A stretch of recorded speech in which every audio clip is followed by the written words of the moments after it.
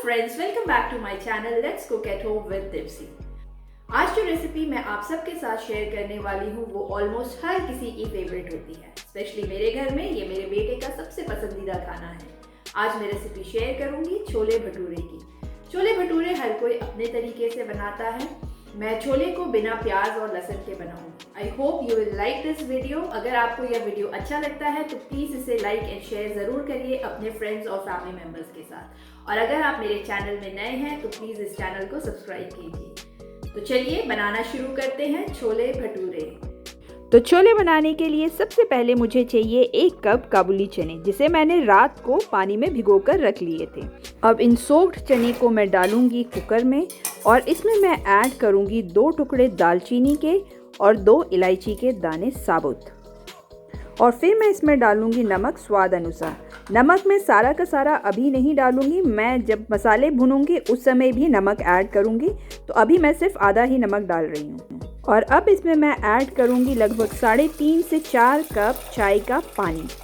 चाय का पानी बनाने के लिए मैंने 3.5 कप गर्म पानी में 1 टी बैग 5 मिनट के लिए रखकर छोड़ दिया था। और अब कुकर का ढक्कन लगाकर मैं इसे फ्लेम पर रख दूंगी और इसे लो फ्लेम में कम से कम 6 से 7 सीटी आने तक मैं पकने दूंगी। अब जब तक छोले उबलते हैं, हम एक मिक्सिंग जार में 2 इंच अदरक के टुकड़े, 2 हरी मिर्च या फिर स्वाद अनुसार आप कम या ज़्यादा कर सकते हैं, 1.5 टीस्पून ज़ीरा और 3 बड़े टमाटर कटे हुए, इनको अच्छी तरीके से बारीक होने तक हम पीस लेंगे।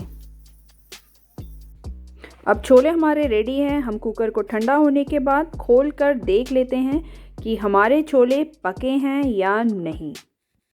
छोले अच्छे से गल गए हैं। अब हम इसमें से दालचीनी को निकालकर अलग कर लेते हैं। तो चलिए अब शुरू करते हैं इसे बनाना।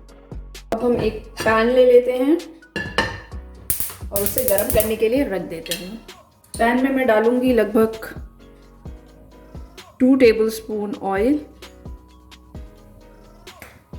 और हम इसे गर्म होने के लिए छोड़ देते हैं। तेल को अच्छी तरीके से गर्म होने दीजिए। अब तेल लगभग गर्म हो गया है तो हम इसमें ज़ीरा डालकर देखते हैं। अगर ज़ीरा ऊपर आ जाता है इसका मतलब है कि तेल अच्छे से गर्म हो चुका है। अब हम इसमें ऐड करेंगे 2 तेजपत्ता और आंच को कम करते हुए हम इसमें डाल देंगे अपना पिसा हुआ मसाला।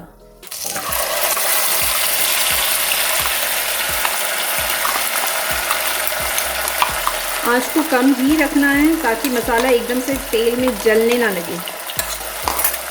इसे डालने के बाद इसे चलाते हुए अब थोड़ा सा आप आंच तेज कर लेंगे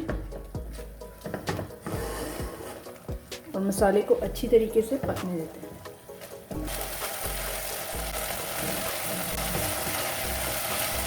अब जब ये मसाला थोड़ा पकने लग गया है तो हम इसमें डालेंगे हींग। मैं 1/2 टीस्पून से थोड़ा सा कम डाल रही हूँ। हींग को आप पहले भी तेल में डाल सकते थे बट वो पूरा जल जाता है, इसीलिए मैंने इसे अभी जब मसाला आधा भुन गया है उस समय डालना पसंद करा। आप चाहे तो आप पहले भी डाल सकते हैं लेकिन कम आंच में डालिए। मेक श्योर कि हींग बिल्कुल जल ना जाए। अब जब मसाला तेल छोड़ने लगा है तो हम आंच को फिर से थोड़ा कम कर लेते हैं और मसाले को थोड़ा अच्छे से कुक होने देते हैं। अब मैं इसमें ऐड करूँगी लगभग 2 टीस्पून धनिया पाउडर। इसे चला लेंगे। और छोले उबालते वक्त जो नमक मैंने कम डाला था उस नमक को मैं अभी इस मसाले में ऐड करूँगी। मैं मसाला भूनते वक्त नमक ज़रूर डालती हूँ क्योंकि इससे मसाले जल्दी पक जाते हैं। अब मैं कम आंच पर मसाले को कम से कम 3 से 4 मिनट तक भूनूंगी, जब तक कि वो मसाला तेल ना छोड़ने लगे और अलग अलग ना हो जाए। अच्छी ग्रेवी के लिए और अच्छे टेस्ट के लिए मसाले का पका हुआ होना बहुत ज़रूरी है, क्योंकि कच्चा मसाला अगर रह जाए तो वो ग्रेवी का टेस्ट ख़राब कर देता है। मसाले को बीच बीच में चलाते रहिए और मेक श्योर कि वो जले ना। अब आप देख सकते हैं कि मसाला जो है वो तेल छोड़ चुका है और वो अलग हो गया है। यू कैन सी कि मसाले का जो टेक्सचर है वो बिल्कुल चेंज हो चुका है। दिस इज़ द साइन कि आपका मसाला अब रेडी है। तो अब मैं इसमें ऐड कर देती हूँ हमारा छोले। आप चाहे तो आप इसमें से पानी थोड़ा सा कम कर सकते हैं अगर आपको गाढ़े छोले चाहिए, पर मुझे थोड़ा सा ग्रेवी के साथ में चाहिए तो मैं ये पूरा पानी ऐड कर रही हूँ।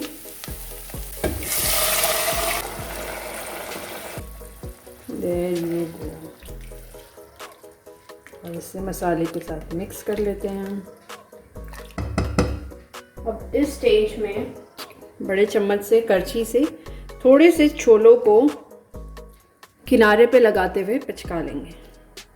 आप ये शुरुआत में भी कर सकते हैं, इसे अलग से थोड़ा सा एक बोल में निकाल करके आप उसको मसल करके रख लें, उससे थोड़ी सी ग्रेवी में गाढ़ापन और आ जाता है। पर मैं इसे वही जब मैं मतलब पका रही होती तो उसी समय में थोड़े से चम्मच से कुछ छोलों को पिचका देती हूँ। That's it. और अब इसमें मैं ऐड करूँगी गरम मसाला आधी टीस्पून और इसे मिक्स कर देंगे। और अब हम इसे ढक्कन लगाकर लगभग 15 मिनट तक कम आंच पे पकने देंगे। अब लगभग 15 मिनट हो चुके हैं और इसमें अच्छा उबाल आने लगा है, तो अब मैं ढक्कन को हटा लेती हूँ और आप देख सकते हैं कि तेल अलग हो गया है, ऊपर आ गया है। इसका मतलब है कि आपके छोले अच्छी तरह से पक चुके हैं। अब हम इसे एक बार फिर से मिक्स कर लेते हैं। मुझे ग्रेवी ज़्यादा चाहिए थी, इसीलिए मैंने उबले हुए छोले के साथ जो पानी था उसे पूरा यूज़ करा है। आपको अगर ग्रेवी थिक चाहिए तो आप पानी कम डालिए। अब मैं आंच थोड़ा तेज़ कर लेती हूँ और छोले को बिना ढके लगभग 2 मिनट तक उबलने देती हूँ। 2 मिनट तक अच्छे से उबाल के बाद अब हमारे छोले बिल्कुल रेडी हैं। अब मैं गैस नॉब को बंद कर देती हूँ और मैं इस छोले में ऐड करूँगी थोड़ा सा हरा धनिया, फ्रेश हरा धनिया कटा हुआ, और उसे मिक्स कर लूँगी और थोड़े से और हरा धनिया गार्निशिंग के लिए। और ये छोले अब बिल्कुल रेडी हैं। अब मैं इसे बंद करके अलग रख लेती हूँ। अब मैं आपके साथ शेयर करूँगी रेसिपी भटूरे की। तो सबसे पहले बनाते हैं डो।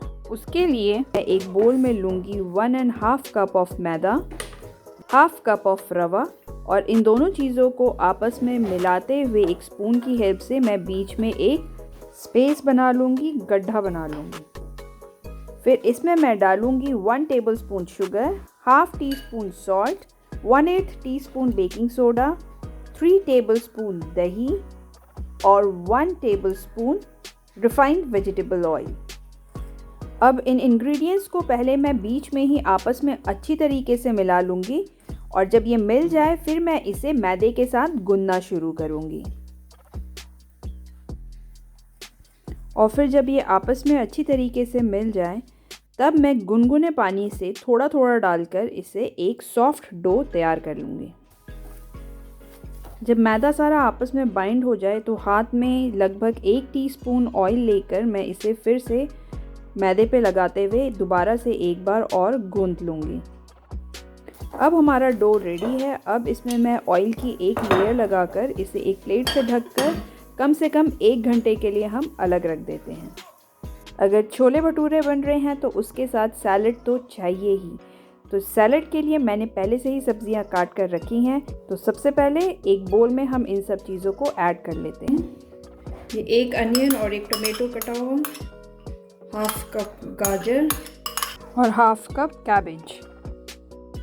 अभी मेरे पास खीरा नहीं है, अदरवाइज़ आप और भी वेजिटेबल्स जो डालना चाहते हैं उसे पतला बारीक काट कर इसमें मिक्स कर लीजिए। अब इसमें मैं सीजनिंग के लिए ऐड करूँगी किया का सैलड सीजनिंग। लगभग 1 टीस्पून स्प्रिंकल करने के बाद इसे मिक्स कर लेते हैं। इसमें आपको सॉल्ट डालने की ज़रूरत नहीं है, सीजनिंग इज़ हैविंग एवरीथिंग।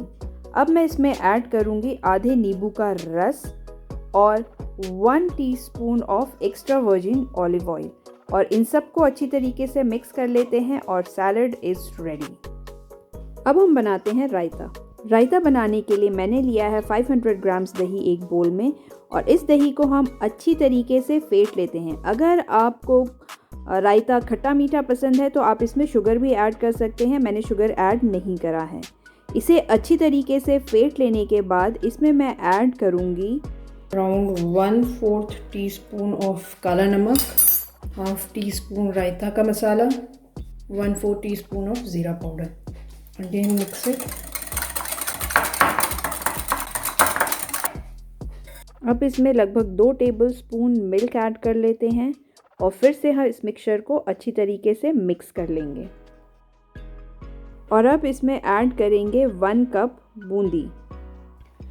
अब इस मिक्सचर को हम आपस में अच्छी तरीके से मिला लेते हैं और एंड में गार्निशिंग के लिए मैं इसमें डालूंगी फ्रेशली चॉप्ड हरा धनिया। इसके साथ साथ आप हरी मिर्ची भी डाल सकते हैं। तो रेडी है बूंदी का रायता। छोले, रायता और सैलड रेडी है। तो अब हम तैयारी करते हैं भटूरे की। भटूरे का आटा लगाए हुए हमें 1 घंटा हो चुका है। अब हम इसे एक बार फिर से अच्छी तरीके से गूंद लेते हैं और इसे थोड़ा सॉफ्ट कर लेते हैं। अब हमारा आटा बिल्कुल रेडी है। अब हम इससे लोइयाँ बना लेंगे। लोइयों का साइज़ आप अपने हिसाब से कर सकते हैं। आपको भटूरे छोटे चाहिए या बड़े, आप उस हिसाब से लोइयाँ इसके बॉल्स बनाकर रख लीजिए। अब लोइयाँ भी रेडी हैं। अब हम थोड़ा सूखा मैदा ले लेते हैं और अब हम भटूरे बनाना शुरू करते हैं। हम पूड़ियाँ बेलना शुरू करें उससे पहले हम एक कढ़ाई गैस में चढ़ा देते हैं और उसमें मैं डालूँगी लगभग 2 कप ऑयल। डिपेंड करता है कि आप किस साइज़ के भटूरे फ्राई कर रहे हैं, क्योंकि हमें डीप फ्राइंग करना है इसलिए ऑयल ज़्यादा होना चाहिए। और फिर हम इसे अच्छी तरीके से गर्म होने के लिए फुल आंच पर रख लेते हैं। और अब हम शुरू करते हैं बेलना भटूरे। तो हम एक लोई में थोड़ा सा सूखा मैदा लगाकर इसे बेलना शुरू करते हैं। इसे आप ओवल शेप में या फिर राउंड शेप में, किसी भी शेप में बेल सकते हैं जैसा आपको पसंद है।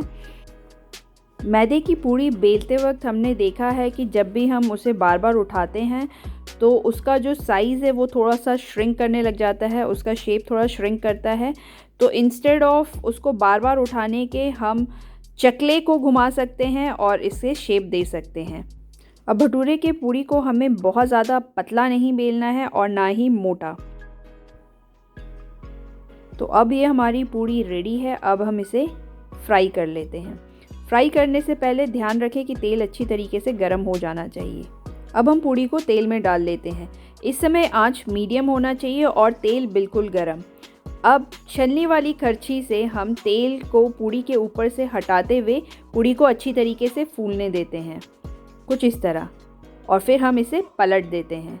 क्योंकि तेल हमारा बहुत अच्छे से गर्म है तो भटूरे बहुत जल्दी तल जाते हैं। अब हम इसे दूसरे साइड से भी अच्छी तरीके से तलने देते हैं। और ये हमारा भटूरा बिल्कुल रेडी है। अब हम इसे निकाल करके रख लेते हैं और इसी तरीके से अब बाकी के भटूरे भी फ्राई कर लेंगे। रेडी है हमारे छोले भटूरे की plate. Time for the verdict. And he liked it. So friends, I hope कि आपको ये वीडियो अच्छा लगा होगा। Don't forget to like and share. And thank you for watching.